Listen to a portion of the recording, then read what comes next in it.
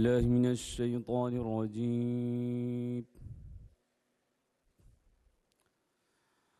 بسم الله الرحمن الرحيم.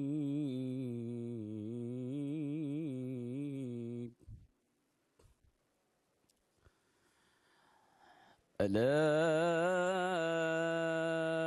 إن لله ما في السماوات والأرض قد يعلم ما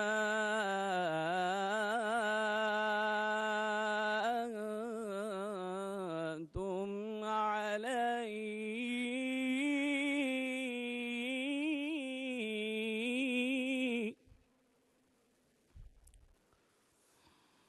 ويوم يرجعون إليه فينبئهم بما عملوا والله بكل شيء عليم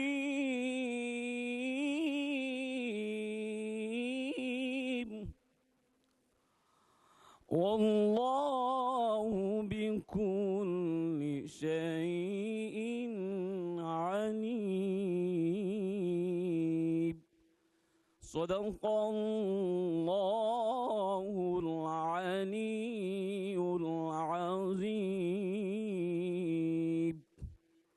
সূরাতুন নূর এর 64 নং আয়াতে কারিমা তেলাওয়াত করা হলো, যার বাংলা অর্থ হচ্ছে এরূপ: জেনে রেখো, আসমান সমূহ ও জমিনে যা কিছু আছে তা সবই আল্লাহ তাআলার জন্য নিবেদিত।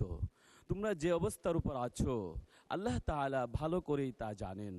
যেদিন মানুষ সবাই তার দিকে প্রত্যাবর্তিত হবে, অতঃপর তিনি তাদের সব কিছুই জানিয়ে দেবেন যা কিছু তারা দুনিয়ায় করত। আল্লাহ তাআলা সব বিষয়ে ওয়াকফি হাল। বারাকাল্লাহু লানা ওয়া লাকুম ফিল কুরআনিল আযীম। ওয়াসসালামু আলাইকুম ওয়া রাহমাতুল্লাহি ওয়া বারাকাতুহু।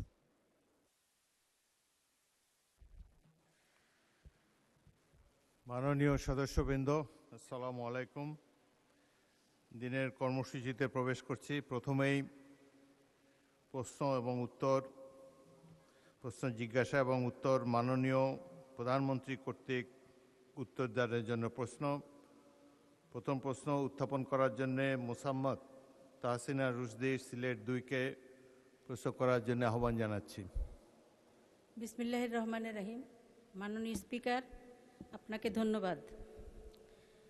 আমি আমার তারকা চিহ্নিত প্রশ্ন 1, মাননীয় প্রধানমন্ত্রী অনুগ্রহ করিয়া বলিবেন কি সরকারের নির্বাচনী ইস্তেহারে ঘোষিত বিভিন্ন কার্যক্রমসমূহের কি কি অগ্রগতি সাধিত হইয়াছে? আমি মহান সংসদে উত্থাপন করলাম। ধন্যবাদ মাননীয় সদস্য। মাননীয় প্রধানমন্ত্রী, প্রশ্নটি উত্তর অনেক দীর্ঘ, এটিকে পঠিত বলে গণ্য করতে পারি। আপনি কি পড়তে চান না এটা পঠিত বলে গণ্য হোক? বিসমিল্লাহির রহমানির রহিম। মাননীয় স্পিকার, আসসালামু আলাইকুম। প্রথমে আমি আল্লাহ রাব্বুল আলামিনের শুকরিয়া আদায় করছি আজকের এই পবিত্র সংসদে দাঁড়িয়ে বাংলাদেশের মানুষের ভোটে নির্বাচিত বাংলাদেশ জাতীয়তাবাদী দল কি পরিকল্পনা গ্রহণ করেছে দেশের মানুষের স্বার্থে, দেশের মানুষের জন্য, সেগুলো বলার সুযোগ করে দেওয়ার জন্য। একই সাথে আমি আন্তরিকভাবে ধন্যবাদ জানাতে চাই ঢাকা 17 আসনের যে সকল ভোটারবৃন্দ আমাকে নির্বাচিত করে এই আসনে প্রতিনিধিত্ব করার জন্য জাতীয় সংসদে পাঠিয়েছেন। একই সাথে যারা ভোট দেননি, আমি মনে করি আমার পবিত্র দায়িত্ব বাংলাদেশের নাগরিক হিসেবে তাদেরকেও প্রতিনিধিত্ব করা, তাদেরকেও দেখভাল করা। মাননীয় স্পিকার, সরকারের নির্বাচনী ইশতেহারে ঘোষিত কার্যক্রমসমূহ বাস্তবায়নের জন্য সকল মন্ত্রণালয় বিভাগ আগামী 180 দিন, আগামী অর্থ বছর এবং আগামী 5 বছরের কর্মপরিকল্পনা প্রণয়নের জন্য এরই ভিতরে বিভিন্ন প্রকার উদ্যোগ গ্রহণ করেছে। ইতিমধ্যে নির্বাচনী ইশতেহারে ঘোষিত কিছু গুরুত্বপূর্ণ কার্যক্রম বাস্তবায়নের লক্ষ্যে উল্লেখযোগ্যভাবে অগ্রগতিও হয়েছে। প্রান্তিক ও নিম্ন আয়ের পরিবারগুলোকে, যেখানে বাংলাদেশের অধিকাংশ পরিবারই প্রান্তিক বা নিম্ন আয়ের পরিবারের সদস্য, এই পরিবারগুলোকে প্রাথমিক পর্যায়ে 13টি জেলায় প্রায় 37,814টি নারী প্রধান পরিবারকে ফ্যামিলি কার্ড প্রদান কার্যক্রম শুরু হয়েছে। মাননীয় স্পিকার, একই সাথে কৃষকের সার্বিক সুরক্ষা প্রদানের জন্য সরকার কৃষক কার্ড প্রদানের উদ্যোগও গ্রহণ করেছে। প্রাথমিক পর্যায়ে কৃষি সম্প্রসারণ অধিদপ্তরের মাধ্যমে বাংলাদেশের 8টি বিভাগের 10টি জেলার 11টি উপজেলায় 11টি ব্লকে পাইলটিং কাজ শুরু হয়েছে। এছাড়া নির্বাচনী অঙ্গীকার বাস্তবায়নের লক্ষ্যে ইতিমধ্যে সরকার শস্য, ফসল, পশুপালন ও মৎস্য খাতে 10,000 টাকা পর্যন্ত কৃষি ঋণ এরই মধ্যে মওকুফ করেছে। মাননীয় স্পিকার, সরকারের নির্বাচনী ইশতেহার বাস্তবায়নের প্রাথমিক পর্যায়ে ঈদ উল ফিতরের পূর্বেই যা আমরা দেশের মানুষের কাছে প্রতিশ্রুতি দিয়েছিলাম, ঈদ উল ফিতরের পূর্বেই 3,995 জন ইমাম, 2,975 জন মুয়াজ্জিন, 2,604 জন খাদেম এবং হিন্দু মন্দিরের 114 জন পুরোহিত, 83 জন সেবায়িত, বৌদ্ধ বিহার বা প্যাগোডার 15 জন অধ্যক্ষ এবং 16 জন উপাধ্যক্ষ, সর্বমোট 9,102 জন উপকারভোগীর ব্যাংক অ্যাকাউন্টে নির্বাচনী প্রতিশ্রুতি অনুযায়ী সম্মানী পৌঁছে দেওয়া হয়েছে। মাননীয় স্পিকার, ই হেলথ কার্ড প্রদান বিষয়ে পাইলটিং কার্যক্রমের আওতায় খুলনা জেলায় ই হেলথ কার্ড প্রদানের জন্য একটি প্রকল্প অনুমোদন প্রক্রিয়াধীন রয়েছে। সরকারের নির্বাচনী ইশতেহার অনুযায়ী আগামী 5 বছরে ইনশাল্লাহ 20,000 কিলোমিটার খাল খনন পুনর্খনন কর্মসূচি গত 16ই মার্চ 2026 হতে বাস্তবায়ন শুরু হয়ে গিয়েছে। এর মধ্যে জুন 2026 পর্যন্ত পানি সম্পদ মন্ত্রণালয়, স্থানীয় সরকার বিভাগ ও কৃষি মন্ত্রণালয় 1204 কিলোমিটার খাল খনন পুনর্খনন করবে ইনশাল্লাহ। এছাড়া দুর্যোগ ব্যবস্থাপনা ও ত্রাণ মন্ত্রণালয় কর্তৃক 2026 সাল পর্যন্ত কাবিখা, কাবিটা, টিআর এই সকলের মাধ্যমে 1500 কিলোমিটার খাল খনন পুনর্খনন সংস্কারের কাজ হবে ইনশাআল্লাহ। মাননীয় স্পিকার, সামগ্রিক বিশ্বে পরিবেশ একটি সিরিয়াস কনসার্ন হয়ে দেখা দিয়েছে। আমরা ইনশাল্লাহ 5 বছরে 25 কোটি বৃক্ষরোপণ ও সবুজ কর্মসংস্থান সৃষ্টির লক্ষ্যে বনায়ন সৃজনের জন্য ইতিমধ্যে 1,50,00,000 বিভিন্ন প্রজাতির চারা উৎপাদন করা হয়েছে। এই উৎপাদিত চারাসমূহ চলতি বছর আসন্ন বর্ষা মৌসুমে ইনশাল্লাহ রোপণ করা হবে। মাননীয় স্পিকার, দেশের শিশু সন্তানদেরকে সহযোগিতা করার জন্য, তাদের পাশে দাঁড়ানোর জন্য আমাদের একটি নির্বাচনী প্রতিশ্রুতি ছিল এবং তারই অংশ হিসেবে এই বছরই সরকারি প্রাথমিক বিদ্যালয় ইনশাল্লাহ 2 লক্ষ শিশুর মাঝে বর্তমান সরকার বিনামূল্যে স্কুল ড্রেস বিতরণের পরিকল্পনা বাস্তবায়ন করবে ইনশাল্লাহ। কারিগরি ও ভাষা দক্ষতা উন্নয়নে আগামী 180 দিনের মধ্যে কারিগরি শিক্ষা প্রতিষ্ঠানে 9,000 শিক্ষককে ট্যাব প্রদান করা হবে ইনশাল্লাহ। 3,832টি মাল্টিমিডিয়া ক্লাসরুম স্থাপন করা হবে। একই সাথে 172 জন শিক্ষার্থীকে ইটালিয়ান ও জাপানিজ ভাষা শিক্ষা প্রদান করা হবে।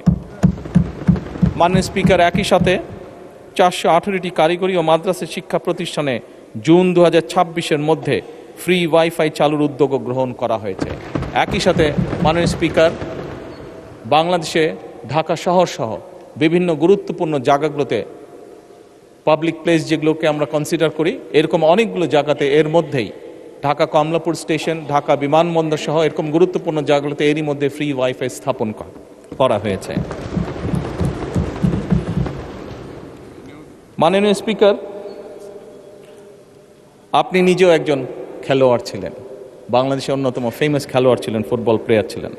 সারা দেশের শহর এবং গ্রাম অঞ্চলে খেলার মাঠ নির্ধারণ ও অবকাঠামো উন্নয়নে কর্মকৌশল নির্ধারণের জন্য কেন্দ্রীয় পর্যায়ে এরই ভিতরে কমিটি গঠন করা হয়েছে। হাইটেক সফটওয়্যার পার্ক ও আইসিটি সেন্টারসমূহ কার্যকরভাবে পরিচালনার জন্য এবং বাংলাদেশে আমাদের ইয়াং জেনারেশন যারা বিভিন্ন আইটিতে কাজ করে থাকে তারা যাতে তাদের আর্থিক বা যেই অর্থ তারা সঞ্চয় করে থাকে এটি যাতে স্বাচ্ছন্দ্যে তারা এই দেশে নিয়ে আসতে পারে, সেই জন্য পেপ্যালের কার্যক্রম আরম্ভ করার কার্যকর উদ্যোগ এরই মধ্যে গ্রহণ করা হয়েছে এবং এর জন্য একটি কমিটিও গঠন করা হয়েছে। মাননীয় স্পিকার, নির্বাচনী ইশতেহারকে প্রাধান্য দিয়ে বেতন কাঠামো আদায় জাতীয় ক্রীড়াবিদদের জন্য, যা আপনি নিজেও আমি বিশ্বাস করি অ্যাপ্রিসিয়েট করবেন মাননীয় স্পিকার, এরই ভিতরে ক্রীড়া ভাতা চালু করা হয়েছে। প্রাথমিক পর্যায়ে 500 জন ক্রীড়াবিদকে এই ভাতার আওতায় আনার পরিকল্পনা নেওয়া হয়েছে, যার মধ্যে মাননীয় স্পিকার এরই ভিতরে 129 জন আন্তর্জাতিক বিষয়ে সাফল্য অর্জনকারী ক্রীড়াবিদকে এরই ভিতরে ভাতা প্রদান করা হয়েছে। মাননীয় স্পিকার, ল্যাঙ্গুয়েজ স্টুডেন্ট ভিসায় বর্তমান জামানতবিহীন যে ঋণ ছিল তার সীমা যাতে আমাদের ছাত্ররা, আমাদের ইয়াং জেনারেশনের সদস্যরা যাতে সহজেই বিদেশে যেতে পারে এই কর্মসূচির আওতায়, তার জন্য তাদের ঋণ সীমা 3 লক্ষ থেকে 10 লক্ষ টাকায় উন্নীত করা হয়েছে। জাপানগামী শিক্ষার্থীদের জন্য ভিসা সিওই এর ভিত্তিতে এই ঋণ প্রদান সহজকরণ করা হয়েছে আগের থেকে অনেক। মাননীয় স্পিকার, আপনাকে আন্তরিক ধন্যবাদ। ধন্যবাদ মাননীয় প্রধানমন্ত্রী।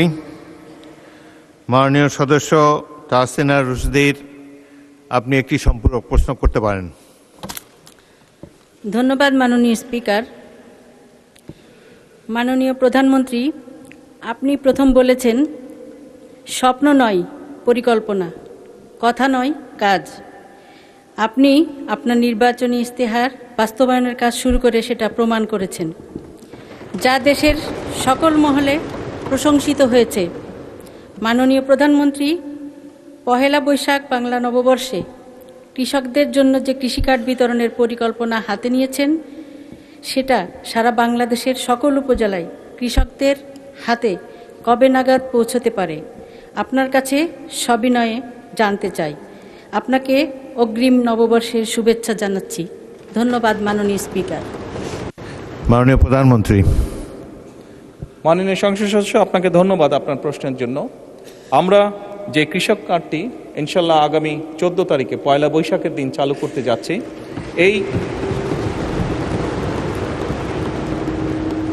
এই পাইলট কর্মসূচির আওতায় এরই ভিতরে আমরা প্রায় মোটামুটিভাবে 22,000 বিভিন্ন ধরনের কৃষক, প্রায় 22,000কে এই পাইলট প্রজেক্টের আওতায় নিয়ে এসেছি। বাংলাদেশের 10টি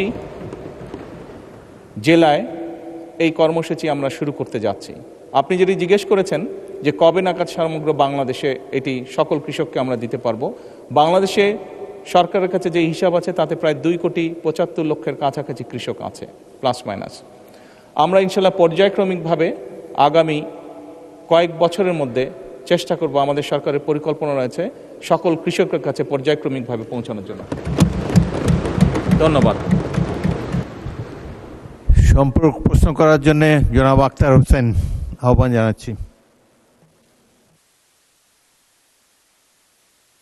আপনার মাধ্যমে মাননীয় প্রধানমন্ত্রীর থেকে জানতে চাই যে ফ্যামিলি কার্ড, কৃষক কার্ড, কৃষি কার্ড, হেলথ কার্ড যে ধরনের কর্মসূচিগুলো গ্রহণ করা হয়েছে তার ইতিবাচক কিছু দিক রয়েছে।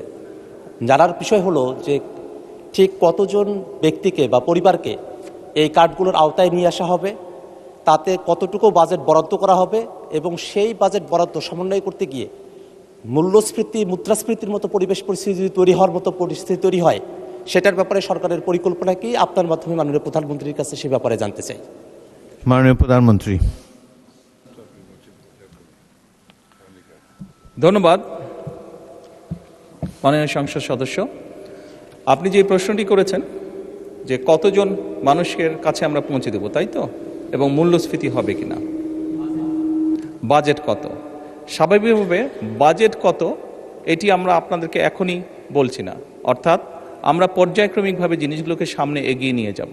আমাদের এক একটি কৃষক কার্ড এবং এক একটি ফ্যামিলি কার্ডে আমরা রেখেছি কৃষক কার্ড যারা পাবেন সেই সকল কৃষক 2,500 টাকা পাবেন বছরে, এবং ফ্যামিলি কার্ডে যারা পাবেন তারা সে সকল নারী প্রতি মাসে 2,500 টাকা পাবেন। আমরা যেহেতু প্রতি মাসে এটিকে এক্সটেন্ড করতে থাকবো, অর্থাৎ অধিক সংখ্যক নারী কৃষক কার্ড পাবেন, অধিক সংখ্যক কৃষক কার্ড পাবেন। একবারে সবাইকে দিচ্ছে না, পৃথিবীর কোনো দেশের পক্ষে একবারে সেটি সম্ভব না করা। সেই জন্য প্রতি বছরই আমরা বাজেটের স্যাংশন বাড়াবো, প্রতি বছরই বাজেটে আমরা টাকা অ্যালোকেট করব, এভাবে পর্যায়ক্রমিকভাবে ধীরে ধীরে আমরা এগোবো। এবং অবশ্যই বাজেটের প্রাধান্য পাবে। এবং আপনি যেটা বলেছেন মূল্যস্ফীতি হবে কিনা, আমরা তো টাকা ছাপিয়ে দিচ্ছি না। আমরা যেহেতু টাকা ছাপিয়ে দিচ্ছি না, কাজে মূল্যস্ফীতি হবে না। বরং আমরা মনে করি এই টাকাগুলো যখন মার্কেটে যাবে, যারা কৃষক কার্ড পাচ্ছেন সেই সকল কৃষক, যারা প্রান্তিক পর্যায়ে নারীরা যারা পাচ্ছেন টাকা, নিশ্চয়ই তারা সিঙ্গাপুর বা বিভিন্ন দেশে টাকা পাচার করবেন না, সেই টাকা লোকাল অর্থনীতি দিয়ে তারা খরচ করবেন। এবং একজন নারী স্বাভাবিকভাবে সেটি তার সন্তানের লেখাপড়ার পিছে খরচ করবেন, অথবা সেটি তার সন্তান বা পরিবারকে একটু ভালো খাবারের ব্যবস্থা করবেন, অথবা তিনি লোকালি কোনো ছোট ব্যবসা প্রতিষ্ঠান গড়ে তুলবেন। ফলে যেটা হচ্ছে, যেই টাকাটা সরকারের কাছ থেকে তার কাছে যাচ্ছে সেই টাকাটা লোকাল ইকোনমিকে শক্তিশালী করছে, লোকাল ইকোনমিতে সেটি রোটেট করছে। যেমন একজন নারী যখন সেই টাকাটি পাবেন, উনি যদি একটি মুদির দোকানে গিয়ে সদাই করেন, এরকম উনার আশেপাশে যারা সেটি পাবেন, আরও যে সকল পরিবার, আরও যে সকল নারী পাবেন, তারা সকলে যখন ওই মুদির দোকানে যাবেন, স্বাভাবিক সেই মুদির দোকানের সেল বাড়বে। সেই মুদির দোকানে যখন একজন কর্মচারী যদি এখন থেকে থাকে, 1 মাস পরে বা 2 মাস বা 3 মাস পরে সেই মুদির দোকান মালিক দেখবে যে আমার একজন কর্মচারী দিয়ে হচ্ছে না, তখন সে আরেকজন কর্মচারী নিয়োগ করবে। ফলে কি দাঁড়াচ্ছে, কর্মসংস্থান হচ্ছে, এবং সেই কর্মচারী 2 জন বেতন পাবে, তারাও গিয়ে গামছা কিনবে, লুঙ্গি কিনবে, অথবা তার সন্তানের জন্য চিপস কিনবে, অথবা একটা ছোট্ট ফ্রক কিনবে তার মেয়ের জন্য। ফলে লোকাল ইকোনমি আস্তে আস্তে স্ট্রেনদেন হবে, লোকাল ইকোনমি আস্তে আস্তে বড় হবে। কাজেই মূল্যস্ফীতি হবে বলে আমরা মনে করি না, আমাদের কোনো রিসার্চে মূল্যস্ফীতি বলে না, বরং অর্থনীতি আরও সচল হবে, অর্থনীতি আরও স্ট্রেনদেন হবে। এবং লোকাল যে সকল ইন্ডাস্ট্রি আছে, বাংলাদেশের শতকরা 70 থেকে 80% মানুষ যে সকল প্রোডাক্ট কনজিউম করে, সেগুলো লোকাল ইন্ডাস্ট্রির প্রোডাক্ট কনজিউম করে। কাজে লোকাল ইন্ডাস্ট্রিগুলোকে স্ট্রেনদেন করার এটি আরেকটি উপায়। এবং তার ফলে যেটি হবে, সামগ্রিকভাবে ডিপ্রাইভ যে সকল মানুষ আছে, আমি বলছি না যে আগামী 6 মাসের মধ্যে এটি হবে, তবে ইনশাল্লাহ 3 থেকে 5 বছরের মধ্যে আপনি যে পরিবর্তনটি দেখবেন, যারা প্রান্তিক গোষ্ঠীর মানুষ, তাদের জীবনযাত্রার মান ইনশাল্লাহ অনেক উন্নত হবে। ধন্যবাদ মাননীয় স্পিকার। ধন্যবাদ মাননীয় প্রধানমন্ত্রী। তারকা চিহ্নিত প্রশ্ন 2, জনাব ABM মোশাররফ হোসেন, পটুয়াখালী 4। আপনার প্রশ্নটি দয়া করে উত্থাপন করুন। ধন্যবাদ মাননীয় স্পিকার। কৃতজ্ঞতা মাননীয় প্রধানমন্ত্রী। আমি তারকা চিহ্নিত প্রশ্ন 2 উত্থাপন করছি। মাননীয় প্রধানমন্ত্রী, অনুগ্রহ করিয়া বলিবেন কি, সরকার কর্তৃক প্রবর্তিত ফ্যামিলি কার্ড কর্মসূচির মাধ্যমে নারীর ক্ষমতায়নের সুযোগ কতটুকু রহিয়াছে এবং কতদিনের মধ্যে এই ফ্যামিলি কার্ড সারা দেশে সম্প্রসারণ করা হবে? ধন্যবাদ মাননীয় স্পিকার। মাননীয় প্রধানমন্ত্রী। মাননীয় স্পিকার এবং মাননীয় সংসদ সদস্য, আপনাদের উভয়কে ধন্যবাদ। গণপ্রজাতন্ত্রী বাংলাদেশের সংবিধানের 15 ঘ অনুচ্ছেদ অনুযায়ী নাগরিকদের সামাজিক নিরাপত্তা অধিকার নিশ্চিত করা রাষ্ট্রের অন্যতম মৌলিক দায়িত্ব। ফ্যামিলি কার্ড কার্যক্রম এই সাংবিধানিক দায়বদ্ধতাকে আধুনিক ডিজিটাল কাঠামোর মাধ্যমে একটি বৈষম্যহীন ও মানবিক কল্যাণ রাষ্ট্রে রূপান্তরের প্রধান হাতিয়ার বলে আমরা দৃঢ়ভাবে বিশ্বাস করি। মাননীয় স্পিকার, এই কর্মসূচির মূল দর্শনই হচ্ছে ব্যক্তি নয়, বরং পরিবারের উন্নয়নের মূল একক। বর্তমানে দেশে প্রচলিত 95টিরও বেশি সামাজিক নিরাপত্তা কর্মসূচির মাধ্যমে সমাজের পিছিয়ে পড়া জনগোষ্ঠীকে সহায়তা প্রদান করা হয়। দীর্ঘদিন যাবৎ এই সহায়তা প্রদান করা হলেও দারিদ্র্যের হার কাঙ্ক্ষিত রূপে হ্রাস পায়নি, বরং আমরা দেখেছি বিগত 18 মাসে দারিদ্র্যের সংখ্যা বরং বেড়েছে, বিভিন্ন স্ট্যাটিস্টিক্সে যা এসছে। এবং জনগোষ্ঠীর পুষ্টি ও স্বাস্থ্যের কাঙ্ক্ষিত উন্নয়নও আমরা ঘটতে দেখছি না। দেখা গেছে কোনো পরিবারে মাকে এ জাতীয় সহায়তা প্রদান করা হলে সহায়তাটি পরিবারের শিশুসহ অন্যান্য সদস্যদের খাদ্য, পুষ্টি, জরুরি চিকিৎসা ও শিক্ষায় ব্যবহার করা হয় এবং অর্থের অপচয় বা অপ্রয়োজনীয় খাতে ব্যয়ের সুযোগ হ্রাস পায়। এ কারণেই ফ্যামিলি কার্ড পরিবারের প্রধান নারী সদস্যকে প্রদান করার সিদ্ধান্ত গ্রহণ করা হয়েছে। একদিকে যেমন সহায়তাটি সরাসরি পরিবারের সদস্যদের খাদ্য, পুষ্টি, জরুরি চিকিৎসা ও শিক্ষায় ব্যয় হবে, অন্যদিকে ফ্যামিলি কার্ডটি পরিবারের নারী প্রধানের নামে হওয়ায় পরিবারের সম্পদের উপরে তার নিয়ন্ত্রণ বৃদ্ধির মাধ্যমে পরিবারের সিদ্ধান্ত প্রদান ও মর্যাদা বৃদ্ধি তথা পরিবার ও সমাজের নারীর এম্পাওয়ারমেন্ট বা ক্ষমতায়ন নিশ্চিত করবে। মাননীয় স্পিকার, গত 10ই মার্চ 2026 তারিখে দেশের 13টি জেলার 3টি সিটি কর্পোরেশন ইউনিয়ন এর 15টি ওয়ার্ডে ফ্যামিলি কার্ড কর্মসূচি চালু করা হয়েছে এবং এর মাধ্যমে প্রাথমিক পর্যায়ে প্রায় 38,000, টু বি প্রিসাইজ 37,814টি নারী প্রধান পরিবারকে ভাতা প্রদান করা হয়েছে। বর্তমান 2025-26 অর্থ বছরে বাকি 3 মাসে আরও 30,000টি পরিবারকে এ কর্মসূচির আওতায় আনা হবে এবং আগামী 4 বছরের মধ্যে দেশব্যাপী 4 কোটি পরিবারের কাছে পর্যায়ক্রমিকভাবে আমাদের এই ফ্যামিলি কার্ড পৌঁছে দেবার পরিকল্পনা রয়েছে। মাননীয় স্পিকার, আপনাকে আন্তরিক ধন্যবাদ। ধন্যবাদ মাননীয় প্রধানমন্ত্রী। জনাব ABM মোশাররফ হোসেন, পটুয়াখালী 4, একটি সম্পূরক প্রশ্ন করতে পারেন। মাননীয় প্রধানমন্ত্রী, আপনাকে ধন্যবাদ। আমরা অতীতে দেখেছিলাম, বিশেষ করে 2008-এর নির্বাচনে কেউ নির্বাচনে বিজয়ী হওয়ার জন্য বিনামূল্যে সার, ঘরে ঘরে চাকরি, ডিজিটাল বাংলাদেশের কমিটমেন্ট করে বাংলাদেশ মানুষকে প্রতারিত করে ক্ষমতায় গিয়ে বাংলাদেশকে একটি অগণতান্ত্রিক বাংলাদেশে পরিণত করেছিল। আপনার এই কমিটমেন্টগুলি বাস্তবায়নের মাধ্যমে বাংলাদেশের মানুষ, আমার মনে হয়, নূতন এক বাংলাদেশের স্বপ্ন দেখছে। আগামী দিনে আমরা যারা নির্বাচনে নানা কমিটমেন্ট করেছি, এগুলি বাস্তবায়নের ক্ষেত্রে আপনি কতটুকু মাননীয় সংসদ সদস্যদেরকে সহায়তা করবেন? ধন্যবাদ আপনাকে। মাননীয় প্রধানমন্ত্রী। মাননীয় স্পিকার এবং মাননীয় সংসদ সদস্য, আপনাদের উভয়কে ধন্যবাদ। বাংলাদেশ জাতীয়তাবাদী দল বিশ্বাস করে যে বাংলাদেশের জনগণই হচ্ছে তাদের সকল রাজনৈতিক ক্ষমতার শক্তি, উৎস। এবং এরই ভিতরে আমি আপনাদের সামনে উপস্থাপন করেছি যে আমরা বাংলাদেশের মানুষের কাছে যে প্রতিশ্রুতি দিয়েছিলাম, সেই প্রতিশ্রুতিগুলো এই মহান সংসদে দাঁড়িয়ে আমি উপস্থাপন করেছি যে এই প্রতিশ্রুতিগুলোর বাস্তবায়ন প্রাথমিক কাজ বর্তমান সরকার শুরু করেছে। এবং যেহেতু আমরা বিশ্বাস করি জনগণই আমাদের সকল ক্ষমতার উৎস, যেহেতু আমরা বিশ্বাস করি জনগণের কাছে আমরা যে ওয়াদা করেছি সেটি পূরণে আমরা বদ্ধপরিকর, সেজন্যই বাংলাদেশের জনগণ যাদেরকে নির্বাচিত করেছে একটি নিরপেক্ষ নির্বাচনের মাধ্যমে, সেই নির্বাচিত সদস্যদের মাধ্যমে, সারা দেশের নির্বাচিত সদস্যদের মাধ্যমে, পবিত্র জাতীয় সংসদের সদস্যদের মাধ্যমে আমরা পর্যায়ক্রমিকভাবে আমাদের সকল কর্মসূচিগুলো ইনশাআল্লাহ বাস্তবায়ন করব। মাননীয় সংসদ সদস্য, মাননীয় স্পিকার, আমরা দেখেছি অতীতে, মাননীয় সংসদ সদস্য,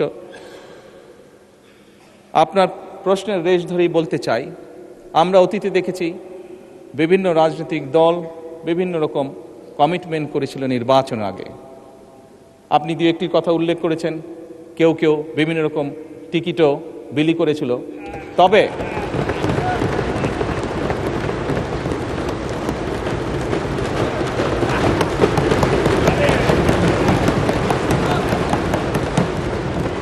মাননীয় স্পিকার, বিগত নির্বাচনে বাংলাদেশ জাতীয়তাবাদী দলের প্রতি জনগণ যে সমর্থন দিয়েছে, যে ম্যান্ডেট দিয়েছে, তাতে পরিষ্কারভাবে প্রমাণিত হয় বাংলাদেশের মানুষ এই ফ্যামিলি কার্ড, কৃষক কার্ড সহ যে সকল পরিকল্পনা আপনাদের এই মহান জাতীয় সংসদে আপনার মাধ্যমে আমি উপস্থাপন করেছি, সেই সকল পরিকল্পনার প্রতি বাংলাদেশের মানুষের সমর্থন আছে। এবং একই সাথে প্রমাণিত হয় বিগত নির্বাচনে ম্যান্ডেটের মাধ্যমে জনগণের বিএনপির প্রতি যে ম্যান্ডেট দিয়েছে তার মাধ্যমে প্রমাণিত হয় বাংলাদেশের মানুষ বাংলাদেশ জাতীয়তাবাদী দলের উপর আস্থা রেখেছে, তাদেরকে বাংলাদেশের মানুষ বিশ্বাস করে।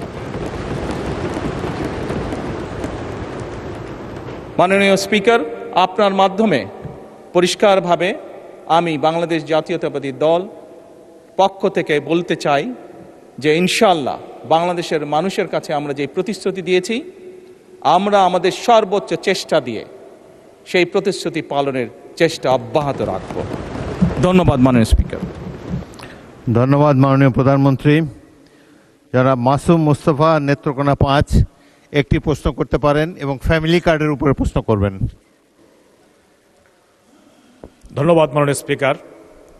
আমি আপনার মাধ্যমে মাননীয় প্রধানমন্ত্রীকে অভিনন্দন জানাই যে উনি ফ্যামিলি কার্ড চালু করেছেন এবং কৃষক কার্ড চালু করবেন।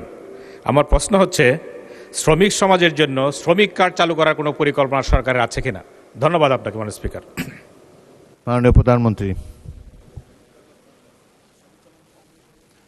মাননীয় সংসদ সদস্য, আপনাকে আন্তরিকভাবে ধন্যবাদ আপনার প্রশ্নের জন্য।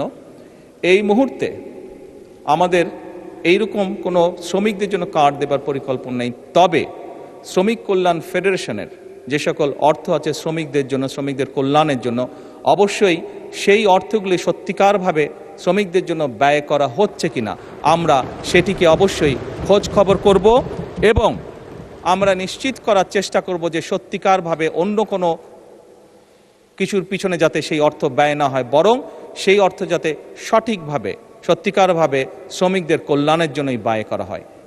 আমাদের সরকারের এটি থাকবে অন্যতম প্রধান লক্ষ্য। ধন্যবাদ মাননীয় সংসদ সদস্য।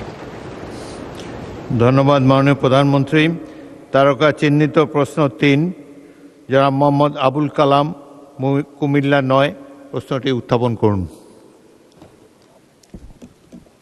বিসমিল্লাহির রহমানির রহিম। মাননীয় স্পিকার, আপনাকে ধন্যবাদ।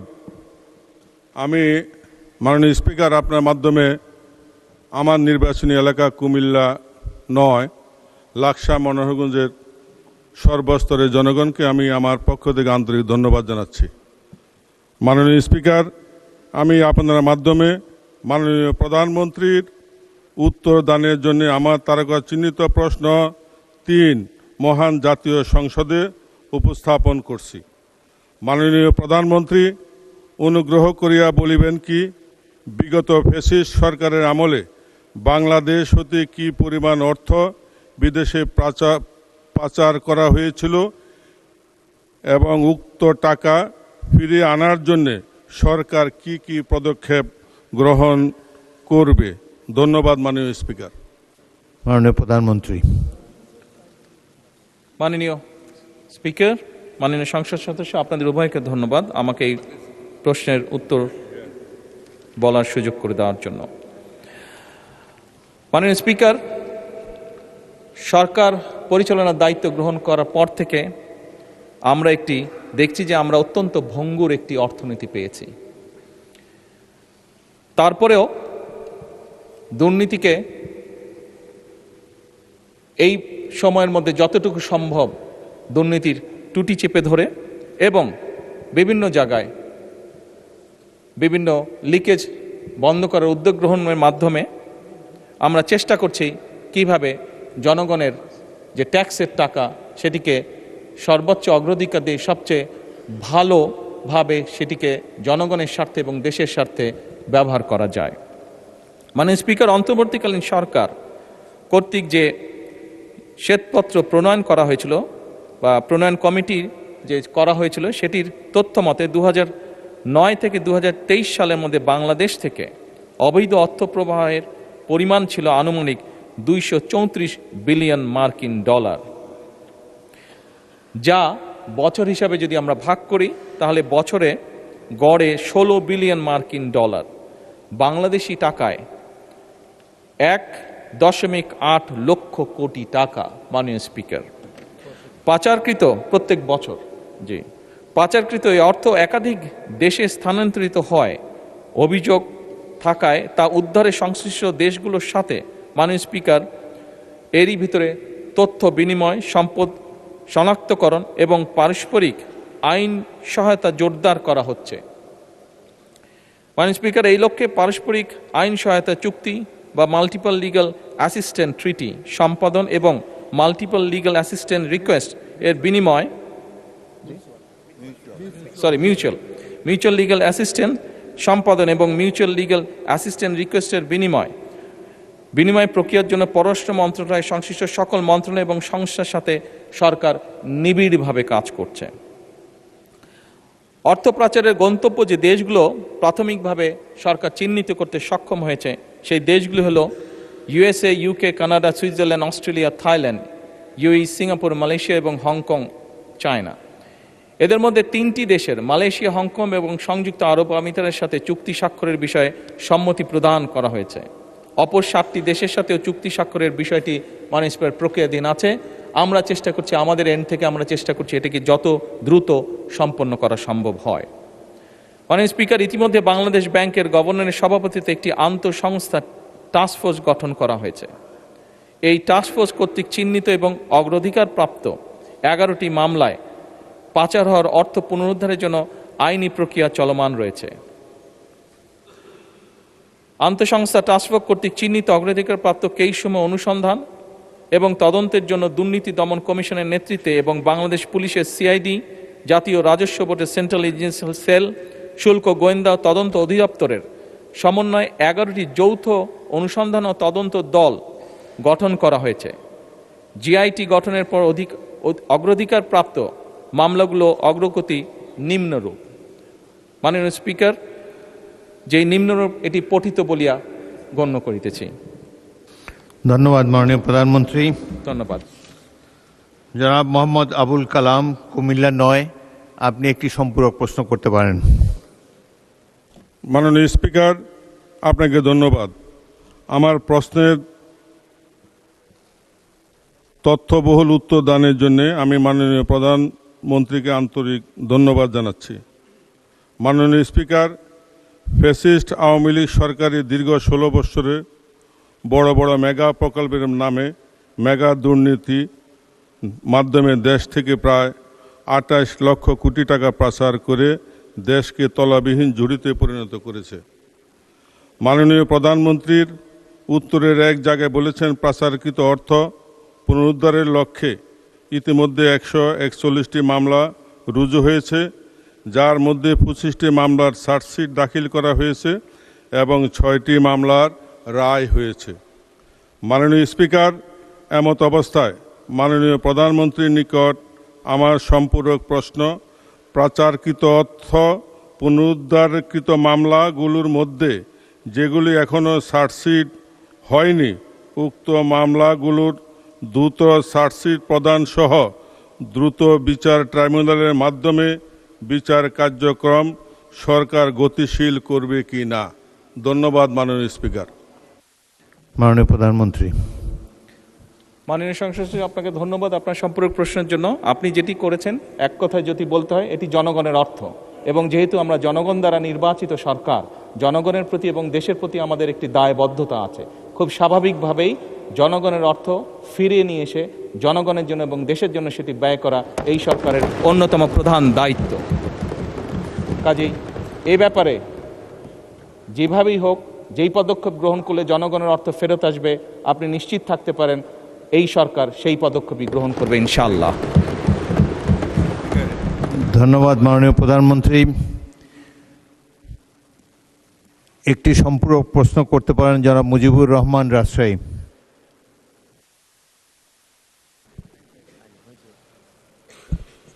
ধন্যবাদ মাননীয় স্পিকার। এই সংসদে প্রথম বক্তব্য দিতে পারার জন্য আল্লাহ তাআলার শুকরিয়া আদায় করছি, আলহামদুলিল্লাহ। এবং সেটা বাংলাদেশের মাননীয় প্রধানমন্ত্রীর প্রশ্নের সম্পূরক প্রশ্ন হিসাবে। খুবই গুরুত্বপূর্ণ একটি প্রশ্ন। গোটা জাতি যে এই প্রশ্নের সাথে স্পর্শকাতরভাবে অপেক্ষা করছে যে এটা এ দেশের টাকা কিভাবে ফেরত আনা যায়। খুব গুরুত্বপূর্ণ এই প্রশ্নের জবাব মাননীয় প্রধানমন্ত্রী দিয়েছেন। আমার সম্পূরক প্রশ্ন হচ্ছে যে যারা এই টাকাগুলো বিদেশে পাচার করেছে তারা তো বাংলাদেশেই আছে অথবা বাংলাদেশ থেকে বাইরে কোথাও আছে, যেটা আমাদের কূটনৈতিকদের যারা বিদেশে অ্যাম্বাসেডার আছে তাদের মাধ্যমে তাদেরকে আমরা চিহ্নিত করতে পারি।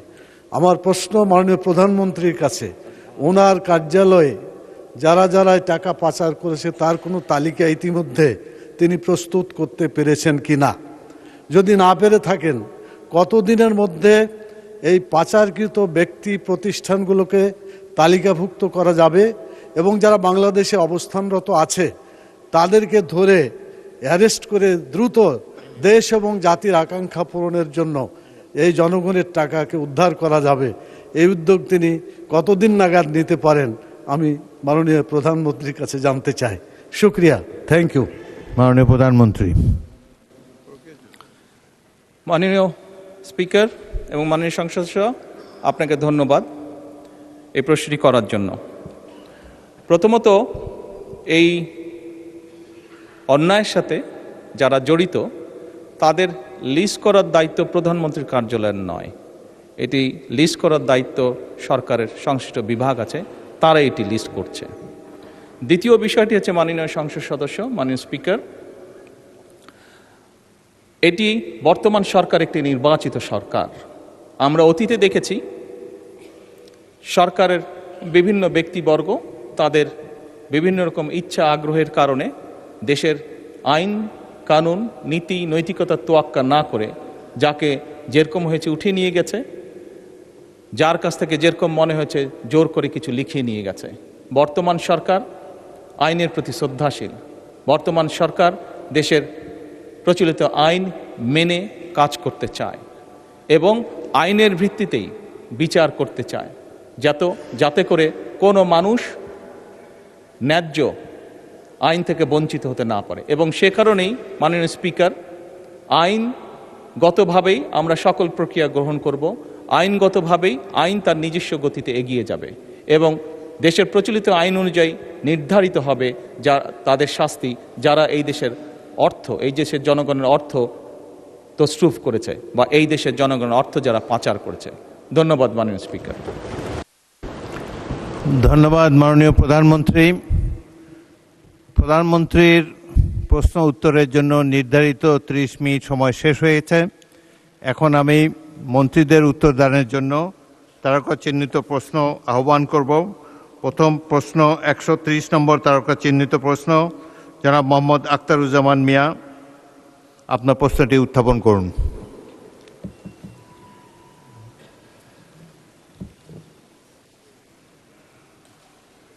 বলুন চিফ হুইপ। প্রধানমন্ত্রীর যেসব প্রশ্নের উত্তর দিয়েছেন, বাকি যে কয়টা প্রশ্ন রয়েছে তা সংসদে উত্থাপিত হলো বলে গণ্য করা হবে। এটা আপনার চেয়ার থেকে আপনি বললে এটা উত্থাপিত হলো। অবশ্যই এটা ন্যাচারাল, যেহেতু প্রশ্ন উত্তর টেবিলে দেওয়া হয়েছে এটি উত্থাপিত হয়েছে এবং যে উত্তর দান সেটিও সংসদের কার্যবিবরণীতে স্থান পাবে। ধন্যবাদ। জনাব আখতারুজ্জামান মিয়া, প্রশ্ন করুন। মানে স্পিকার, আপনাকে ধন্যবাদ।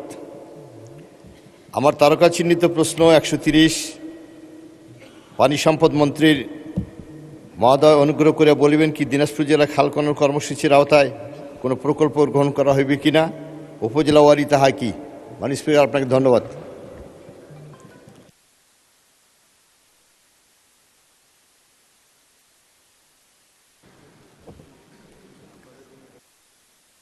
মাননীয় মন্ত্রী। মাননীয় স্পিকার, আপনাকে ধন্যবাদ।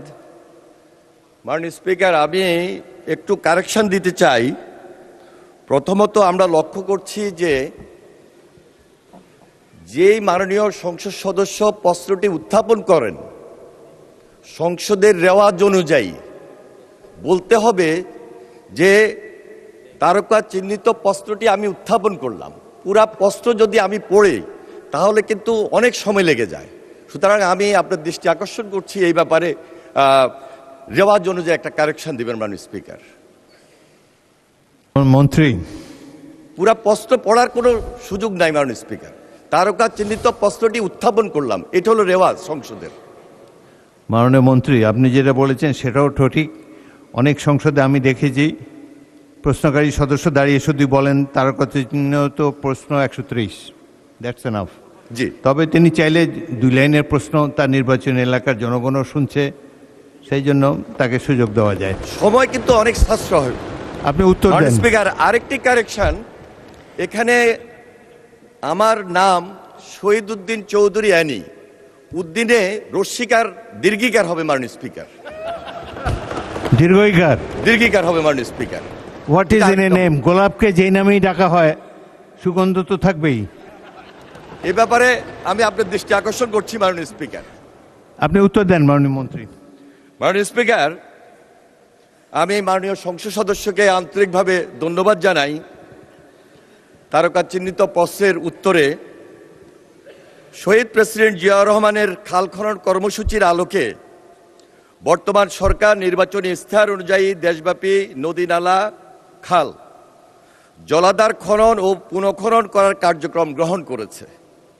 উক্ত কার্যক্রমের প্রধান লক্ষ্য হল গ্রামীণ অর্থনীতির মাধ্যমে দেশের কৃষি ব্যবস্থার উন্নয়ন সাধন করার মাননীয় স্পিকার। উক্ত কর্মসূচির মাধ্যমে দেশের সকল জেলার নদ নদী ও খাল বিলের নাব্যতা পুনরুদ্ধার হবে, পানি ধারণ ক্ষমতা বৃদ্ধি পাবে, বন্যা নিয়ন্ত্রণে সহায়তা করবে, কৃষি উৎপাদন বৃদ্ধি পাবে এবং সেচ ব্যবস্থার উন্নয়ন ঘটবে। পাশাপাশি জলাবদ্ধতা নিরসন, কর্মসংস্থান সৃষ্টি, মৎস্য সম্পদের বৃদ্ধি এবং নৌ যোগাযোগ ব্যবস্থার সহজীকরণে গুরুত্বপূর্ণ ভূমিকা রাখবে। পরিবেশের ভারসাম্য রক্ষার মাধ্যমেও এই কর্মসূচি সামগ্রিকভাবে ইতিবাচক প্রভাব ফেলবে মাননীয় স্পিকার। এছাড়াও ভূগর্ভস্থ পানির পরিমাণ বৃদ্ধির মাধ্যমে ভূগর্ভস্থ পানির উপর নির্ভরতা হ্রাস পাবে। এর ফলে একদিকে খরা প্রবণতা কমবে, অন্যদিকে বন্যা ও জলবদ্ধতা হ্রাস পাবে মাননীয় স্পিকার। আপনাকে আরও অবগতি করছি, গত 16 মার্চ 2026 তারিখে দিনাজপুর জেলার কাহারোল উপজেলাস্থ শাহপাড়া খাল খনন কার্যক্রম মাননীয় প্রধানমন্ত্রী শুভ উদ্বোধন করেছেন এবং উক্ত খালের খনন কার্যক্রম পুরোদমে এগিয়ে চলছে, যা climate smart agriculture and water management শীর্ষক প্রকল্পের আওতাভুক্ত। এছাড়া পানি সম্পদ মন্ত্রণালয়ের আওতাধীন দেশব্যাপী নদী, নালা, খাল, জলাধার খনন ও পুনঃখনন শীর্ষক প্রকল্প গ্রহণের বিষয়টি প্রক্রিয়াধীন রয়েছে। উক্ত প্রকল্পের আওতায় দিনাজপুর জেলার জনগুরুত্বপূর্ণ খালসমূহ অন্তর্ভুক্ত করা হবে মাননীয় স্পিকার। আপনাকে ধন্যবাদ। ধন্যবাদ মাননীয় মন্ত্রী। আপনি যে বানান বিভ্রাটের কথা বলেছেন, ক্যাবিনেট ডিভিশন থেকে রসিকার দিয়ে আপনার নামের তালিকা এখানে পাঠানো হয়েছে। এনিওয়ে, আমরা উই স্ট্যান্ড কারেক্টেড। এরপর থেকে আমি সংসদ সচিবালয়কে নির্দেশ দিচ্ছি যাতে তার নামটি সঠিকভাবে তিনি যেভাবে চেয়েছেন সেভাবে যেন লিখিত করা হয়। জনাব আখতারুজ্জামান মিয়া একটি সম্পূরক প্রশ্ন করতে পারেন। মাননীয় স্পিকার, আমি অত্যন্ত সৌভাগ্যবান এই কারণে যে 1979 সালে আমার বাংলাদেশ জাতীয়তাবাদী প্রাণপ্রিয় প্রতিষ্ঠাতা শহীদ রাষ্ট্রপতি জিয়া রহমান আমার ইউনিয়নে একটা খাল খনন করেছিলেন। আমার নির্বাচন এলাকায় যে নদী আত্রাই নদী, সেটা 2 ভাগ হয়ে গেছে, একটা আত্রাই একটা কাকড়া হয়ে। সেই নদীতে খাল খনন করে আখিটার ডাড়া এবং চিড় নদীতে নিয়ে যাওয়া হয়। আমাদের প্রিয় নেতা সেটা খনন করেছিলেন। পরবর্তীতে সেখানে একটা রাবার ড্যাম হয়, কিন্তু বর্তমানে আত্রাই নদী খনন করার ফলে আমাদের কাকড়া নদীতে পানি আসে না এবং আমাদের যে রাবার ড্যাম আছে সেই ড্যাম প্রজেক্টটা বর্তমানে ফেল করতেছে এবং আমাদের নেতা যে খালটা খনন করেছে ওই খাল দিয়ে পানি আর চিড় নদীতেও যায় না, আখিটাটাও যায় না। শুধু আমি অনুরোধ করব, যেহেতু ওই ইউনিয়নের মানুষ, আমার নেতা ওই ইউনিয়নে গেছিলেন, যার জন্য ওই নদীটা খনন করার মধ্য দিয়ে আমার নেতার যে কাজটা করেছিলেন সেটাকে আবার দ্রুত চালু করা যাবে কিনা এই ব্যাপারে মাননীয় মন্ত্রী মহোদয়ের দৃষ্টি আকর্ষণ করছি। মাননীয় স্পিকার, আপনার ধন্যবাদ। স্পিকার, আপনাকে ধন্যবাদ। আমরা 16 তারিখে যখন মাননীয় প্রধানমন্ত্রী দিনাজপুর জেলার কাহারোল উপজেলার শাহপাড়া খালটি উদ্বোধন করতে যান, তার আগেই আমরা যখন দেখেছি আত্রাই নদী এবং পাশাপাশি কাক্কা নদীর এটাকে এখন আর নদী বলা যাবে না, খাল হয়ে গিয়েছে মাননীয় স্পিকার, এবং এত বেশি পলি জমেছে এখানে। আমরা লক্ষ্য করেছি যদি এই খালটি পুনঃখনন না করা হয় তাহলে ওই উত্তরাঞ্চলে সামগ্রিকভাবে এলাকার জনগণ সুবিধা থেকে, উপকার থেকে অনেক বঞ্চিত হবে। আমাদের নলেজে রয়েছে, আমরা যাচাই বাছাই করব। আমি আশ্বস্ত করতে চাই মাননীয় সংসদ সদস্যকে যে খুব শীঘ্রই এই ব্যাপারে পরীক্ষা নিরীক্ষা করে আমরা একটা সঠিক সিদ্ধান্ত গ্রহণ করার চেষ্টা করব। ধন্যবাদ মাননীয় স্পিকার। ধন্যবাদ মাননীয় মন্ত্রী। সম্পূরক প্রশ্ন করতে পারেন আহমদ বিন কাসেম, ঢাকা।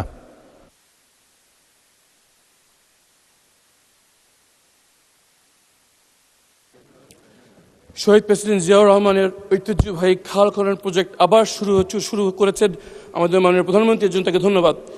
কিন্তু কুপির নিচে অন্ধকারের মতো সারা বাংলাদেশের প্রত্যন্ত অঞ্চলে খাল খনন হচ্ছে, কিন্তু ঢাকা শহরে শত শত কিলোমিটার খাল বেদখল অবস্থায় পড়ে রয়েছে। এইগুলো উদ্ধার করার জন্য কি প্রক্রিয়া, কোনো প্রজেক্ট হাতে নেওয়া হচ্ছে কিনা? এবং এই খাল বেদখল হয়ে আছে বেশিরভাগ সময়ে সরকার দলীয় লোকদের দ্বারা। এই খাল উদ্ধারের জন্য সরকারের কি পরিকল্পনা আমি জানতে চাচ্ছি। ধন্যবাদ মাননীয় স্পিকার। মাননীয় মন্ত্রী। মাননীয় স্পিকার, আপনাকে ধন্যবাদ। আমি মাননীয় সংসদ সদস্যকে অসংখ্য ধন্যবাদ জানাবো যে এই বিষয়ে তিনি আমাদের দৃষ্টি আকর্ষণ করেছেন। এর পূর্বেই আমরা আন্তঃমন্ত্রণালয় একটি বৈঠক করেছি, যেই বৈঠকে পানি সম্পদ মন্ত্রণালয়ের পাশাপাশি এলজিডি, স্থানীয় সরকার সমবায় মন্ত্রণালয়ের সেখানে প্রতিনিধি উপস্থিত ছিলেন, প্রতিমন্ত্রী মহোদয় উপস্থিত ছিলেন, কৃষি মন্ত্রণালয়ের প্রতিমন্ত্রী উপস্থিত ছিলেন, কর্মকর্তাবৃন্দ উপস্থিত ছিলেন, পাশাপাশি দুর্যোগ ব্যবস্থাপনা মন্ত্রণালয়ের প্রতিমন্ত্রী সাহেব উপস্থিত ছিলেন। সবাই মিলে আমরা সিদ্ধান্ত নিয়েছি যে ঢাকা শহরে যেহেতু স্থানীয় সরকার মন্ত্রণালয়ের অধীনস্থ, আমরা তাকে স্ট্রেংথেনিং করার ব্যাপারে সর্বাত্মক সহযোগিতা করব। ইতিমধ্যে ঢাকার পাশাপাশি সুবাড্ডা খালে আমরা গিয়েছি, আমরা সেখানে পরিদর্শন করেছি, এই ব্যাপারে যথাযথ আমরা উদ্যোগ গ্রহণ করেছি। আমরা আশা করছি খুব শীঘ্রই আরও বেশি ত্বরান্বিত করার মাধ্যমে আমরা ঢাকা শহরবাসীর যে উপকার দেওয়ার দরকার সেটা আমরা অ্যাডজাস্ট করতে সক্ষম হব। মাননীয় স্পিকার, আপনাকে অসংখ্য ধন্যবাদ। ধন্যবাদ মাননীয় মন্ত্রী। পরবর্তী প্রশ্ন তারকা চিহ্নিত প্রশ্ন 132, শেখ মোহাম্মদ রেজাউল ইসলাম, নওগাঁ 6। দয়া করে প্রশ্ন উত্থাপন করুন। বিসমিল্লাহির রহমানির রহিম। মাননীয় স্পিকার, আপনাকে ধন্যবাদ। আমার তারকা চিহ্ন প্রশ্ন 132 আপনার মাধ্যমে মহান জাতীয় সংসদে উপস্থাপন করলাম। মাননীয় মন্ত্রী জনাব মোহাম্মদ আব্দুল বারী।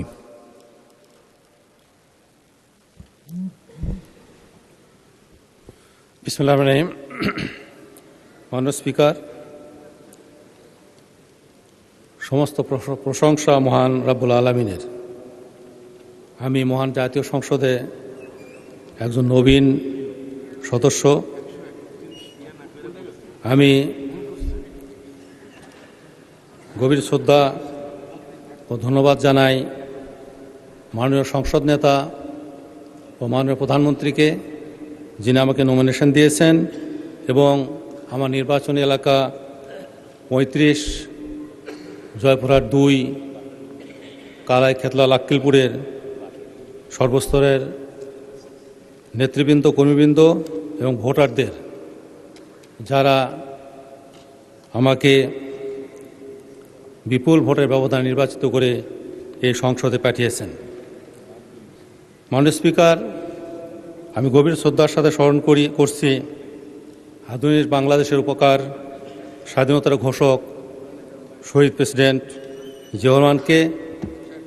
আমি গভীর শ্রদ্ধা জানাই আমাদের মা 3 বারের প্রধানমন্ত্রী, এদেশের গণতান্ত্রিক আন্দোলনের পুরোধা দেশনেত্রী মরহুমা বেগম খালেদা জিয়াকে এবং তাদের আত্মার মাগফিরাত কামনা করি। মাননীয় স্পিকার, আমি এখন প্রশ্নের উত্তর পাঠ করছি। মাননীয় স্পিকার, 31 ডিসেম্বর 2023 পর্যন্ত সরকারি কর্মচারীদের জনবল সংক্রান্ত হালনাগাদকৃত তথ্যের ভিত্তিতে সর্বশেষ প্রকাশিত স্ট্যাটিস্টিক্স অফ পাবলিক সার্ভেন্টস 2024 মোতাবেক সকল মন্ত্রণালয় সরকারি অফিসসমূহের শ্রেণীওয়ারে কর্মরত কর্মচারীর সংখ্যা এবং শূন্য পদের সংখ্যা নিম্নরূপ। শ্রেণী প্রথম 1,90,773, শূন্য পদ 68,884 প্রথম থেকে নবম গ্রেড। দ্বিতীয় 2,33,726, শূন্য 1,29,166 দশম থেকে 12তম গ্রেড। তৃতীয় 6,13,835, শূন্য 1,46,799 13তম থেকে 16তম। চতুর্থ 4,04,577, শূন্য 1,15,235 17তম থেকে 20তম। অন্যান্য 7,980, শূন্য পদ 8,136। সরকারি কর্মচারী কিন্তু সরকারের বেতন স্কেল অনুসরণ করেন অনারারি নির্দিষ্ট বেতনভুক্ত ও চুক্তিভিত্তিক যারা বিভিন্ন শ্রেণীতে অবস্থান করে। মোট কর্মরত কর্তা কর্মচারীর সংখ্যা 14,50,891, শূন্য পদ 4,68,220। ধন্যবাদ মাননীয় স্পিকার। ধন্যবাদ। মাননীয় চিফ হুইপ। স্পিকার, এই মাননীয় আইনমন্ত্রী আমার পাশেই বসা, আর তার প্রশ্ন ছিল 131, সেটা আপনি স্কিপ করে গেছেন, খেয়াল করেননি হয়তোবা। আরেকটা সম্পূর্ণ প্রশ্ন নেওয়ার পরেই এই প্রশ্নটা দেব।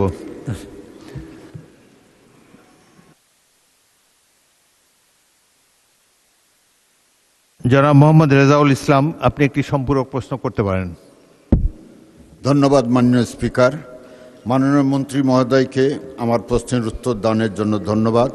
মাননীয় মন্ত্রীর নিকট আমার সম্পূরক প্রশ্ন, সরকারি অফিসসমূহের শূন্য পদ কবে নাগাদ পূরণ করা হবে? মাননীয় মন্ত্রী। শূন্যপদ পূরণ একটি চলমান প্রক্রিয়া।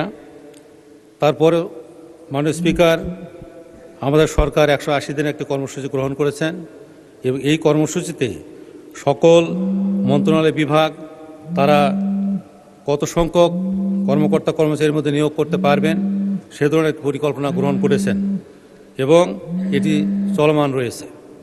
ধন্যবাদ মাননীয় স্পিকার। ধন্যবাদ মাননীয় মন্ত্রী।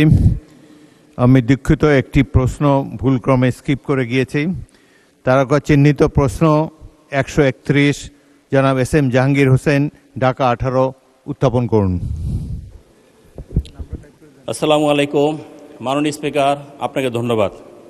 মাননীয় স্পিকার, আমি SM জাহাঙ্গীর হোসেন, ঢাকা 18, 191, ঢাকা 18, আপনার মাধ্যমে আমার তারকা চিহ্নিত প্রশ্ন 131 মহান সংসদ উত্থাপন করিলাম। মাননীয় স্পিকার, আপনাকে ধন্যবাদ। মাননীয় আইনমন্ত্রী। মাননীয় স্পিকার, আপনাকে ধন্যবাদ।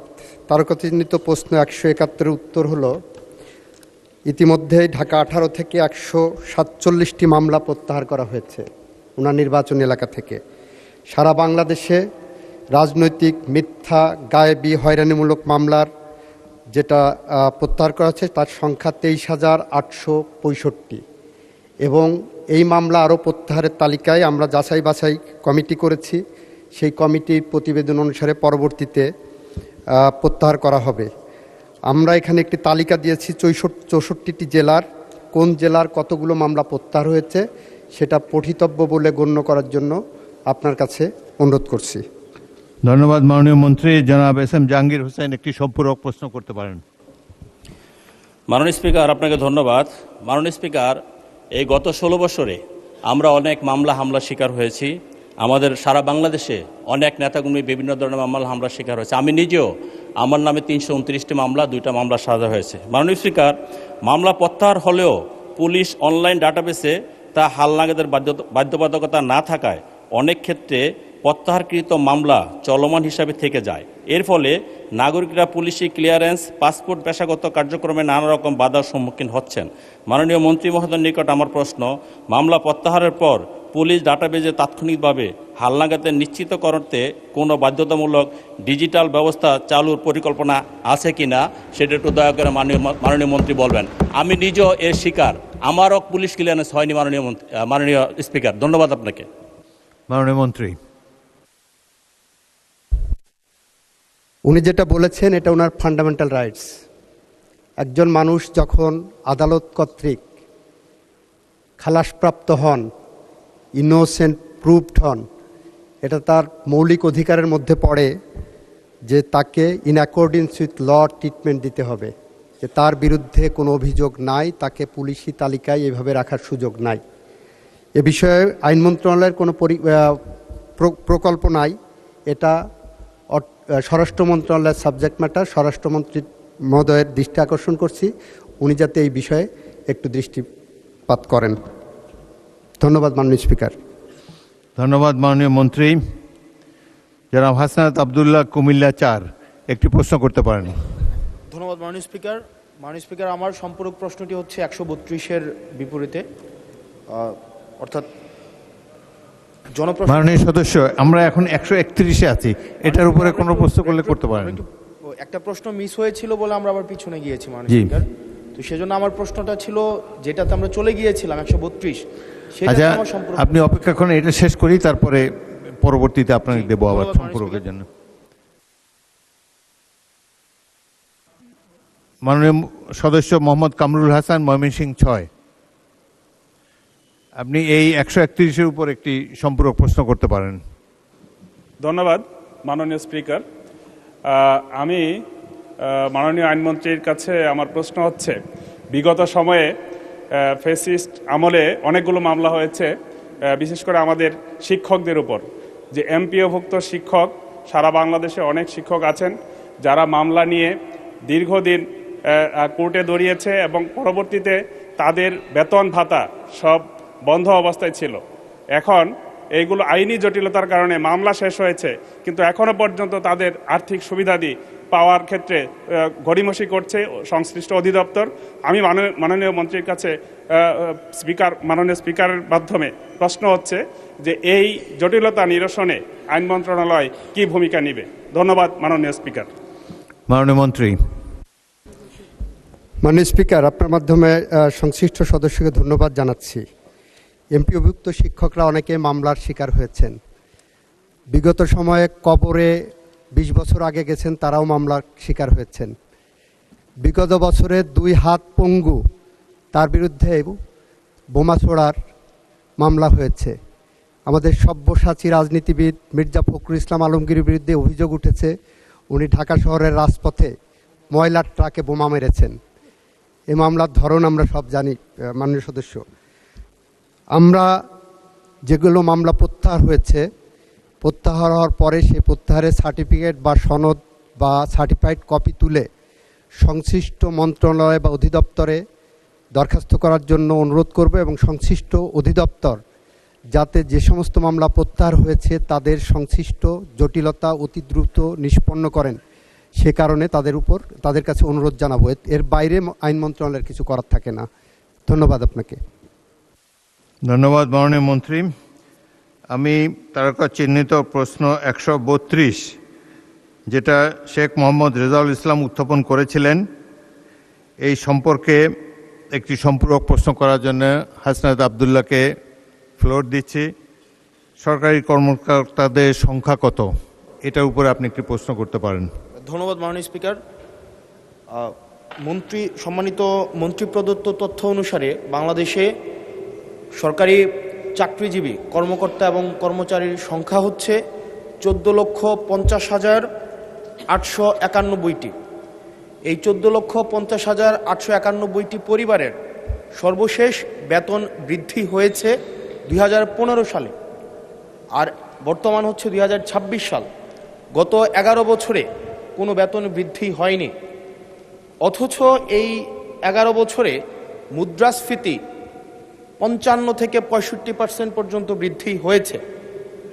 মাননীয় মন্ত্রী মহোদয়ের কাছে প্রশ্ন, এই 14,50,891টি যে পরিবার রয়েছে, প্রথম শ্রেণী থেকে চতুর্থ শ্রেণী কর্মকর্তা এবং কর্মচারীদের সরকারি তাদের বেতন বৃদ্ধির জন্য, যদি এটি আপনার মন্ত্রণালয়ের না, আপনারা অর্থ মন্ত্রণালয়ে তাদের বেতন বৃদ্ধির জন্য কোনো প্রস্তাব পাঠাবেন কিনা, এবং এই নিয়ে বর্তমানে আপনাদের প্রণীত যে নীতিটি রয়েছে সেটি আমরা জানতে চাচ্ছি। ধন্যবাদ। মাননীয় মন্ত্রী। মাননীয় স্পিকার, ইতিমধ্যেই পে কমিশন গঠিত হয়েছে আমরা জানি। তো বিষয়টি অর্থ মন্ত্রণালয়ের আওতাধীন, আর এই বিষয়ে যদি পৃথক নোটিশ দেওয়া হয় তাহলে এ বিষয়ে বিস্তারিত মহান জাতীয় সংসদে মাননীয় সদস্যের উত্তরের জন্য উপস্থাপন করা হবে। মাননীয় স্পিকার, আপনাকে ধন্যবাদ। ধন্যবাদ মাননীয় মন্ত্রী। তারকা চিহ্নিত প্রশ্ন 133, জনাব ফখরুদ্দিন আহমদ, ময়মনসিংহ 11, অনুগ্রহ করে উত্থাপন করুন। আসসালামু আলাইকুম। মাননীয় স্পিকার, আপনাকে ধন্যবাদ। আমি ফখরুদ্দিন আহমেদ, 156, ময়মনসিংহ 11। মাননীয় মৎস্য ও প্রাণী সম্পদ মন্ত্রী মহোদয় অনুগ্রহ করিয়া বলিবেন কি, বর্তমানে ময়মনসিংহ জেলার ভালুকা উপজেলায় কোনো সরকারি মৎস্য খামার আছে কিনা, থাকলে কি, এবং মৎস্য খামারিদের সহজ শর্তে ঋণ প্রদান করা হবে কিনা, হলে তা কিভাবে? ধন্যবাদ মাননীয় স্পিকার। মাননীয় কৃষিমন্ত্রী।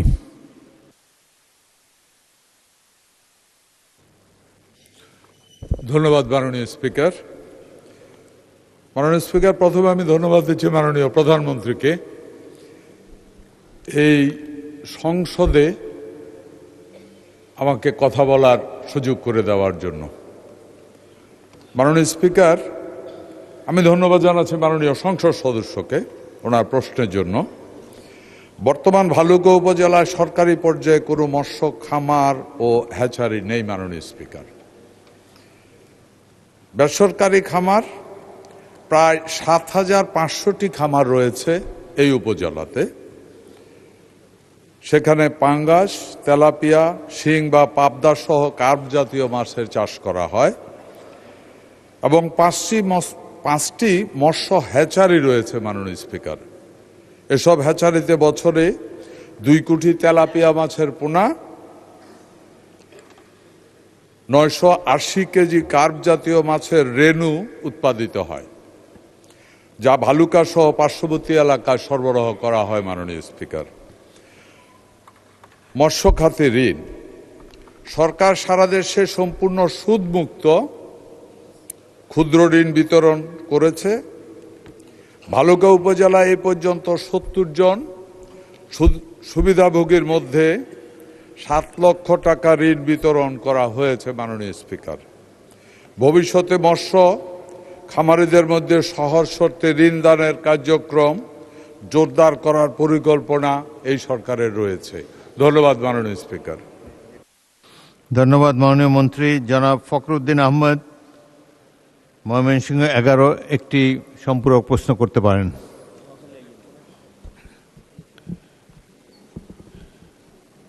মাননীয় মন্ত্রী মহোদয়, আপনাকে ধন্যবাদ।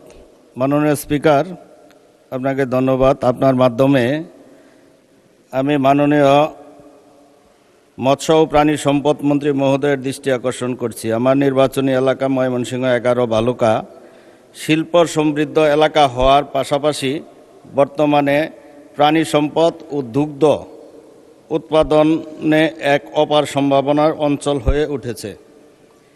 এই খাতের টেকসই উন্নয়ন ও খামারিদের স্বার্থ রক্ষায় আমি মাননীয় মন্ত্রীর কাছে নিম্নোক্ত বিষয়ে সম্পর্ক একটি প্রশ্ন রাখতে চাই। ভালুকার খামারিদের আধুনিক প্রশিক্ষণের জন্য একটি জাতীয় খামারি প্রশিক্ষণ ইনস্টিটিউট এবং গুণগত মান নিশ্চিতকরণে একটি রপ্তানিমুখী সরকারি মাংস ও দুগ্ধ প্রক্রিয়াজাতকরণ প্লান্ট স্থাপনের কোনো পরিকল্পনা সরকারের আছে কিনা? ধন্যবাদ মাননীয় স্পিকার।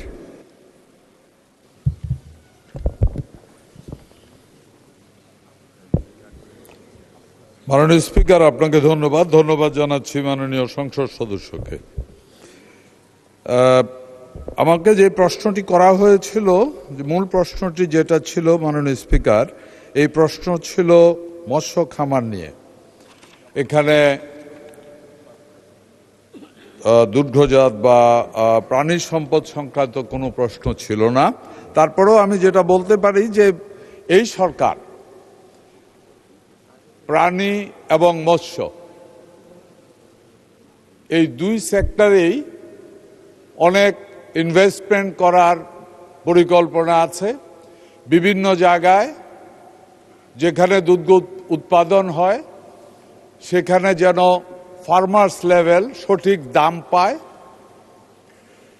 এ কারণে বিভিন্ন ধরনের ব্যবস্থা গ্রহণ করা হচ্ছে। যেমন ওই এলাকাতে মার্কেট তৈরি, দুধের মার্কেট তৈরি, অথবা বিভিন্ন সমবায় সমিতি তৈরির মাধ্যমে খামারিরা যেন সঠিক মূল্য পায়, এ ধরনের ব্যবস্থা করা হয়েছে। এর থেকে অনেক বেশি এটার ব্যাপারে ওনার ওই ভালুকা এলাকাতে এই ব্যাপারে বিশেষ করে প্রাণী সম্পদ বা দুগ্ধ উৎপাদনের ব্যাপারে যদি উনি আরো ডিটেলস কিছু জানতে চান তাহলে আমাকে আবার যদি নোটিশ আকারে দেন তাহলে আমি ডিটেলস সবকিছু পরবর্তীতে ওনাকে লিখিতভাবে জানাবো ইনশাআল্লাহ। মাননীয় স্পিকার, ধন্যবাদ আপনাকে। জনাব আনিসুর রহমান, মাদারীপুর 3, একটি সম্পূরক প্রশ্ন করতে পারেন। স্পিকার, আপনাকে ধন্যবাদ। আমি আপনার মাধ্যমে মাননীয় মন্ত্রীর কাছে জানতে চাই, বছরে একবার ইলিশ মাছ ধরা কিছুটা সময়ের জন্য বন্ধ থাকে। আমরা যাতে বেশি করে ইলিশ মাছ পাই সেজন্য বাংলাদেশে হাওর, খাল, বিলে যে মিঠা পানির মাছ থাকে, বৈশাখ মাসে অন্তত 15 দিন সেই মাছ ধরা বন্ধ করা যাবে কিনা সেটা মন্ত্রীর কাছে আমি প্রশ্ন রাখছি। মাননীয় মন্ত্রী। ধন্যবাদ মাননীয় স্পিকার। আমি এই মাননীয় সংসদ সদস্যকে ধন্যবাদ। এই সংসদ সদস্য মাননীয় স্পিকার জাতির অ্যাসেট হবে। এই সরকার এই মুহূর্তে যা চিন্তা করছে মাননীয় স্পিকার, এই সংসদ সদস্য অগ্রিম তা চিন্তা করে ফেলতেছে। এদেরই প্রয়োজন আগামী দিনে জাতির জন্য। মাননীয় স্পিকার, আপনি জানেন যে ইলিশ মাছের জন্য, ইলিশ মাছের বিশেষ করে যখন ডিম দেওয়ার সময় হয়, এই সময়টুকুতে সারা বাংলাদেশে ইলিশ মাছ ধরা বন্ধ থাকে এবং সেটা লম্বা সময়ের জন্য, প্রায় 2 মাসের জন্য বন্ধ করা হচ্ছে। এবং এই সময়ে যারা মৎস্যজীবী আছে, ইলিশ মৎস্যজীবী আছে, তারা যেন অভাবে না পড়ে, এই কারণে তাদেরকে ফ্রি চাল দেয়া হয়। মাননীয় স্পিকার, এবারে শুধু ইলিশ নয়, ইলিশ, নদী সহ সমুদ্রে পর্যন্ত এই মাছ ধরা নিষিদ্ধ করা হচ্ছে। বিশেষ করে লেস ডেপথ ওয়াটার যেটা আছে, যেখানে এই সিজনে ওই জাতীয় মাছগুলি পোনা দেয় এবং তখন যদি মাছ ধরা হয় তাহলে সমুদ্রেরও বিভিন্ন জাতের মাছের পোনা ধ্বংস হয়ে যায়, নষ্ট হয়ে যায়। এই কারণে ওইটাও বন্ধ করে দেওয়া হয়েছে। উনি জানতে চেয়েছে হাওরে বা জলা মিঠা পানিতে এটা কোনো বন্ধ করার, নির্দিষ্ট সময়ে বন্ধ করার কোনো পরিকল্পনা আছে কিনা। জি মাননীয় স্পিকার, এ ধরনের পরিকল্পনা আছে এবং এই সৃজন থেকেই আমরা মিঠা পানিতে, মাননীয় স্পিকার, একদিন কত মিঠা পানির মাছ আছিল, নিজে হাতে খাটিয়েছি, এত বড় বড় শিং মাছ ধরছি মাননীয় স্পিকার, আজকাল আর নাই, সারা নষ্ট হয়ে গেছে সব। টাকি মাছ, কই মাছ কিচ্ছু পাওয়া যায় না মাননীয় স্পিকার। এর কারণে একটাই, ন্যাচারাল যে ব্রিডিং আছে এটা ধ্বংস হয়ে গেছে। এই কারণে এই সরকার, এই সচেতন সরকার, এই কৃষক প্রেমিক সরকার, সাধারণ মানুষ প্রেমিক সরকার যেটা করছে মাননীয় স্পিকার, এখন থেকে বিলের মধ্যে আমরা একটা কি বলে এটাকে, ফ্রি জোন, অভয়াশ্রম, অভয়ারণ্য বা অভয়াশ্রম করা হইতেছে। অভয়ারণ্য এটা জলার ভিতরে, নদীর ভিতরে, খালের মধ্যে। এবার থেকেই অভয়ারণ্য করা হবে এবং সেখানে মাছ ধরতে দেওয়া হবে না। যেখানে মাদার মাছ যারা আছে তারা আশ্রয় নেবে, ডিম পারবে। আগামী দিনে বাঙালি আবার তার পুরানো ঐতিহ্য ফিরে পাবে। ডুলা ভরা মাছ থাকবে, পুকুর ভরা মাছ থাকবে। মাননীয় স্পিকার, ধন্যবাদ আপনাকে। ধন্যবাদ মাননীয় মন্ত্রী। তারকা চিহ্নিত প্রশ্ন 134, জনাব শাহজাহান চৌধুরী, চট্টগ্রাম 15। আসসালামু আলাইকুম। মাননীয় স্পিকার, আপনাকে অসংখ্য ধন্যবাদ। আমি মহান সংসদে আমার তারকাচিহ্নিত প্রশ্ন 134 উত্থাপন করছি। মাননীয় স্পিকার, আপনাকে ধন্যবাদ। জনাব শহীদুদ্দিন চৌধুরী, মাননীয় মন্ত্রী। মাননীয় স্পিকার, আপনাকে ধন্যবাদ। আমি মাননীয় সংসদ সদস্যকেও ধন্যবাদ জানাচ্ছি। দেশের কৃষি, সেচ ও নিষ্কাশন ব্যবস্থার উন্নতির লক্ষ্যে চলতি অর্থবছরের অবশিষ্ট সময়ে বাংলাদেশ পানি উন্নয়ন বোর্ডের আওতায় মোট 318.639 কিলোমিটার খাল পুনঃখননের পরিকল্পনা রয়েছে। মাননীয় স্পিকার, উল্লেখ্য যে গত 16/3/2026 তারিখে গণপ্রজাতন্ত্রী বাংলাদেশ সরকারের মাননীয় প্রধানমন্ত্রী দিনাজপুর জেলার কাহারোল উপজেলার বলরামপুরে শাহপাড়া খাল পুনঃখননের মাধ্যমে বর্তমান সরকারের অন্যতম নির্বাচনী অঙ্গীকার দেশব্যাপী নদী, নালা, খাল, জলাধার খনন ও পুনঃখনন কর্মসূচির বাস্তবায়ন কার্যক্রম শুরু করেন। আপনাকে আরও অবগতি করছি, সরকারের 180 দিনের কর্মসূচির আওতায় চলমান প্রকল্পের মাধ্যমে জুন 2026 পর্যন্ত পানি সম্পদ মন্ত্রণালয়, স্থানীয় সরকার বিভাগ ও কৃষি মন্ত্রণালয় 1204 কিলোমিটার খাল খনন পুনঃখনন করবে। এছাড়া দুর্যোগ ব্যবস্থাপনা ও ত্রাণ মন্ত্রণালয় কর্তৃক জুন 2026 পর্যন্ত কাবিখা, কাজের বিনিময়ে খাদ্য, কাবিঠা, কাজের বিনিময়ে টাকা, টিআর টেস্ট রিলিফ এর মাধ্যমে 1500 কিলোমিটার খাল পুনঃখনন ও সংস্কার করা হবে। মাননীয় স্পিকার, পরবর্তীতে সরকারের নির্বাচনী ইস্তাহার অনুযায়ী 20,000 কিলোমিটার খাল পুনঃখনন করার জন্য, খাল খনন এবং খাল পুনঃখনন করার জন্য পানি সম্পদ মন্ত্রণালয়, স্থানীয় সরকার বিভাগ, কৃষি মন্ত্রণালয় এবং দুর্যোগ ব্যবস্থাপনা ও ত্রাণ মন্ত্রণালয় নতুন এবং চলমান প্রকল্পের আওতায় অবশিষ্ট খাল খনন এবং পুনঃখনন সম্পূর্ণ করবে। মাননীয় স্পিকার, আপনাকে ধন্যবাদ।